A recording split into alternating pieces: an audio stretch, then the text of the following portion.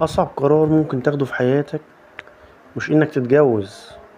أصعب قرار هو إنك تتجوز عشان خايف من كلمة الناس، أو خايف من القطر يفوتك. تلاقي البنت بتوصل لسن 28 سنة أو 30 سنة والمحيطين بيها بيحسسوها إن فرصتها بتقل، فتبدأ تقبل بأي حد يدخل البيت حتى لو مش مناسب، وتقول لنفسها أهو راجل والسلام بدل القعدة. وفي المقابل تلاقي الشاب بيوصل ل35 سنة ويبدأ يتسرع ويختار أي بنت عشان يرضي أمه، أو عشان آه، يلحق يعمل أسرة. وبعد أول سنة بيكتشف إنه عايش مع شخصية ما يعرفهاش. في حلقة النهاردة من ميزان العلاقات تعالوا بينا نفتح الملف ده ونتكلم عن سيكولوجية التسرع والخوف من العنوسة. هنعرف ليه الجواز السريع القائم على الخوف بيبقى أقصر طريق للمحاكم، وليه التأخير في الزواج مع وعي ونضج أفضل مليون مرة من جوازة سريعة هدمها سريع. ركزوا معايا جدا لأن الحلقة دي هتفرق معاكم كتير جدا. أول نقطة في حلقتنا عاوزين نتكلم عنها فخ ضغط المجتمع وساعات العمر. المجتمع بيصنع بعبع اسمه قطار الزواج، وبيخلي البنت تحت ضغط نفسي مرعب. وعاوزين نفرق بين حاجتين مهمين جدا. عاوزين نفرق بين التنازل عن المظاهر والشكليات، وده بيكون عقل ونضج، وبين التنازل عن الأخلاق والأصول والأمان النفسي، وده انتحار عاطفي. النقطة التانية اللي حابب أتكلم فيها عقدة العريس المنقذ، وهنشوف صدمة الشباب هنا. الشاب اللي بيدخل الجواز مش عشان يبني بيت، بل عشان يسكت زن العيلة، أو يدور على خدامة تخدم أمه مش شريكة حياة.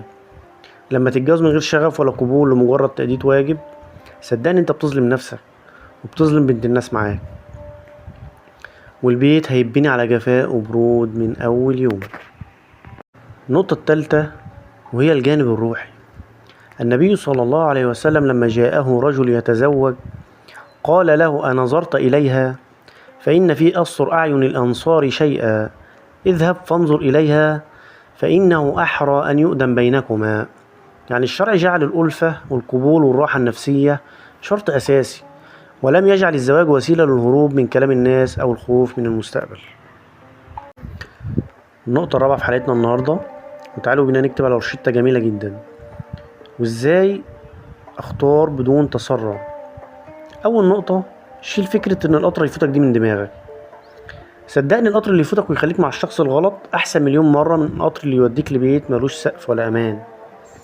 تاني حاجة، فترة الاختيار الواعي. يعني ما تستعجلش في الخطوبة لمجرد الضغط، ولا تنط في الخطوبة بدون داعي. تالت نقطة، ميزان النضج. أسئلة الأصول والأخلاق وتحمل المسؤولية والطباع صدقني أهم بكتير من السن والأرقام. وفي نهاية حلقتنا عاوز أقولك على نصيحة جميلة جدا. صدقني والله العظيم، الوحدة وانت سنجل وانت منتظر نصيبك الطيب كرامة وأمان أفضل مليون مرة من الوحدة وانت جوه بيت مقفول عليك مع الشخص الخطأ. انزل دلوقتي في التعليقات وقول لي رأيك بصراحة.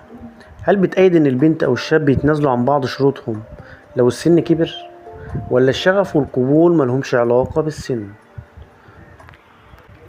اشترك في القناة وفعل زر الجرس، واشوفكم على خير في الحلقة اللي جاية من ميزان العلاقات. والسلام عليكم ورحمة الله وبركاته.